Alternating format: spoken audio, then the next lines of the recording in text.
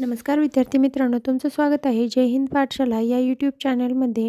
सध्याला आपण आता शेवटचं सत्र म्हणून प्रश्नाचा सराव करत आहोत.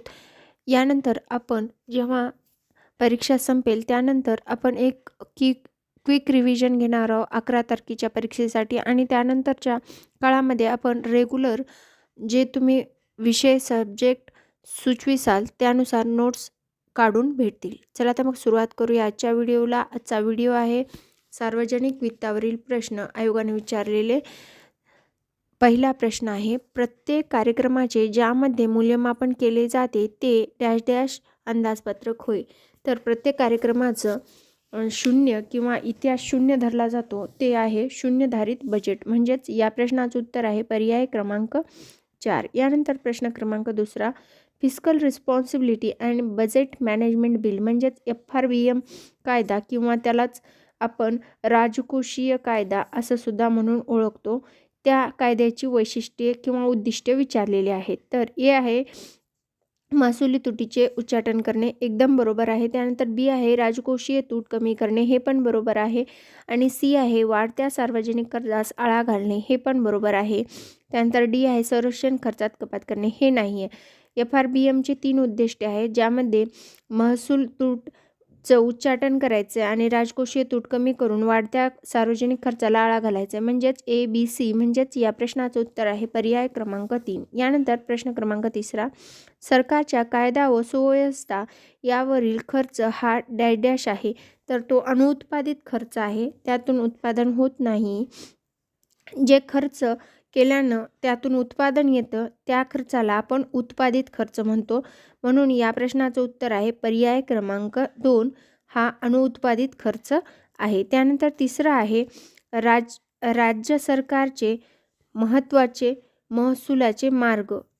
आता कुठले कुठले महसुलाचे मार्ग आहेत ते राज्य सरकारचे, आपल्याला राज्य सरकारचे विचारले. त्याच्यामध्ये अ आहे राज्य सरकारचे स्वतःचे कर, एकदम बरोबर आहे, ते तर त्यांचंच असणार ना. पण बी आहे केंद्र सरकारच्या शासनाच्या महसूल उत्पादनातील राज्य सरकारचा वाटा, हे पण बरोबर आहे. त्यानंतर सी आहे केंद्र शासनाची अनुदाने व इतर मदत, हे पण बरोबर आहे. डी आहे राज्य सरकारच्या कराच्या स्वरूपात नसलेला महसूल, हो हे पण बरोबर आहे. म्हणजे आपल्याला असं सांगता येईल की या प्रश्नाचं उत्तर आहे पर्याय क्रमांक 4 वरीलपैकी सर्व.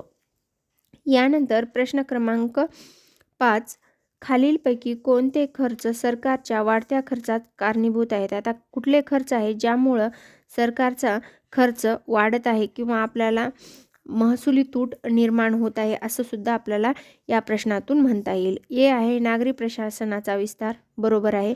नागरी प्रशासनामध्ये जितक्या जागा वाढतील तितक्या लोकांचा पगार वाढेल, बरोबर. त्यामुळं हे महसुली खर्चामध्ये वाढ होत आहे. तर बी आहे वाढत्या किमती व राहणीमान खर्चामुळे झालेला वाढीव पगार, हो हे पण बरोबर आहे. त्यानंतर सी आहे सरकारच्या शिक्षण व सार्वजनिक आरोग्य यावर होणारा खर्च, हे पण बरोबर आहे. आणि विकास खर्चातील वाढ, आता विकास तर करणं भागच आहे, मग त्याच्यातला खर्च वाढणारच आहे. त्यामुळं ही सर्वच्या सर्व गोष्टी सरकारच्या वाढत्या खर्चास कारणीभूत आहेत. म्हणून या प्रश्नाचं उत्तर आहे पर्याय क्रमांक 1 वरीलपैकी सर्व. यानंतर प्रश्न क्रमांक 6 हा प्रश्न जोड्या लावा आहे.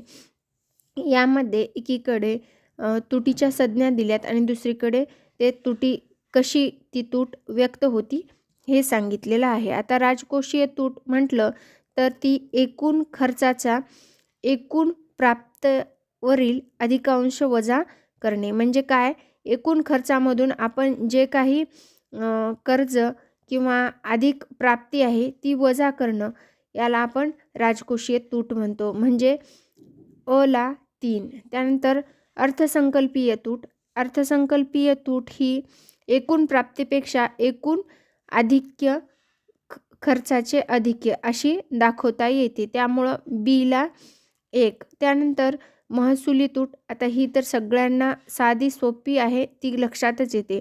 महसुली उत्पन्नापेक्षा महसुली खर्च अधिक असणं म्हणजे ही महसुली तूट झाली, म्हणजे क ला 2. त्यानंतर प्राथमिक तूट, आता प्राथमिक तूट कशाला म्हणतात तर एकूण खर्चाचा एकूण प्राप्तीवरली अधिकांश वजा कर्ज देयता व व्याज देयता. हे कर्ज देयता आणि व्याज देयता एकूण खर्चातून वजा केली की प्राथमिक तूट येते, म्हणजेच ड ला 4. म्हणजे या प्रश्नाचं उत्तर आपल्याला असं सांगता येईल की पर्याय क्रमांक 1. यानंतर प्रश्न क्रमांक 7. पुढीलपैकी कोणते विधान योग्य आहे? भांडवलावरील आहे भांडवलावरील व्याज व नफा तोटा खात्यावर जमा होते, हे चूक आहे. त्यानंतर बी आहे उचलीवरील व्याज म्हणजे ड्रॉईंगवरील नफा तोटा खात्यात चढते, हे पण चुकीचं आहे. म्हणजे दोन्ही विधाने योग्य नाहीत असं म्हणता येईल आणि म्हणूनच या प्रश्नाचा पर्याय आहे पर्याय क्रमांक 4. यानंतर प्रश्न क्रमांक 8. खालीलपैकी कोणते विधान भारतीय केंद्र सरकारच्या अर्थसंकल्पातील बदलाला लागू पडत नाही? तर कुठलं विधान हे अर्थसंकल्पाचा जर बदल झाला तर ते लागू पडत नाही? महसुली खर्चात प्रचंड वाढ हे लागू पडते. त्यानंतर चालू खात्यामध्ये 1970 पर्यंत माध्यमापर्यंत अधिक्य हे पण लागू पडते. महसुली प्राप्तीमध्ये सावकाश वाढ हे नाही पडत. म्हणून या प्रश्नाचं उत्तर आहे पर्याय क्रमांक 3. यानंतर प्रश्न क्रमांक 9. खालीलपैकी कोणते विधाने योग्य आहेत? हे आहे 2011-12 मध्ये सेवा करातील महसुलात 37.4% वाढ झाली. हे महसूल स्रोतातील सेवा व कराचे क्षेत्र असल्याचे निर्देशक आहे. हे एकदम बरोबर आहे. आणि त्यानंतर प्रत्यक्ष लाभ हस्तांतरण म्हणजेच DTP ही 1 जानेवारी 2013 7 योजनासह संपूर्ण भारतात सुरू केली, ही मात्र चुकीचं आहे. म्हणून या प्रश्नाचं उत्तर आहे पर्याय क्रमांक 1 ए फक्त बरोबर.